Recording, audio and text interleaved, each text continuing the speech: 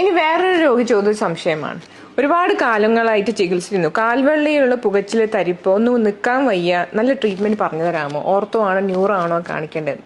ഇത് ഉപ്പൂറ്റി വേദന ആവാൻ സാധ്യതയുണ്ട്. രോഗി ചോദിച്ച സംശയത്തിൽ നിന്ന് അത് ഉപ്പൂറ്റി വേദന ആവാൻ സാധ്യതയുണ്ട്. പ്ലാന്റാർ ഫേഷ്യേറ്റിസ് എന്ന് പറയും. നമ്മുടെ കാൽവെള്ളയുടെ അടിയിലുള്ള പ്ലാന്റാർ ഫേഷ്യ, അതിന്റെ എല്ലോട് ചേരുന്ന ഭാഗത്ത്, അത് കാൽക്കിനത്തിന്റെ അവിടെ നീർക്കെട്ടും ഡീജനറേഷൻ വരുമ്പോൾ ഉണ്ടാവുന്ന ഒരു കണ്ടീഷനാണ് പ്ലാന്റാർ ഫേഷ്യേറ്റിസ്. ഇതിന് രാവിലെ എഴുന്നേറ്റ് വരുമ്പോൾ അതികഠിനമായ വേദന വരികയും കുറച്ച് സ്റ്റെപ്പുകൾ അങ്ങോട്ടും ഇങ്ങോട്ടും നടന്നു കഴിയുമ്പോൾ അതിന്റെ കാഠിന്യം കുറഞ്ഞു വരികയും നമ്മൾ ഡെയിലി ആക്ടിവിറ്റീസ് ഒക്കെ ചെയ്ത് പിന്നെ എവിടെയെങ്കിലും ഇരുന്ന് പിന്നെ എഴുന്നേൽക്കുമ്പോഴേക്കും വേദന വരുന്നത്.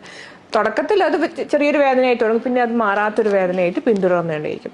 നല്ല തടിയുള്ളവര്, കുറെ നേരം നിന്ന് ജോലി ചെയ്യുന്നവർ, തൈറോയിഡ്, ഷുഗർ അസുഖങ്ങളുള്ളവര്, എന്തെങ്കിലും പരിക്ക് പറ്റിയ ആൾക്കാർക്ക്, ഇത്തരത്തിലുള്ള ആൾക്കാർക്ക് പ്ലാന്റാർ ഫേഷ്യേറ്റിസ് കണ്ടുവരാറുള്ളത്. അപ്പൊ എന്താണ് ചികിത്സ?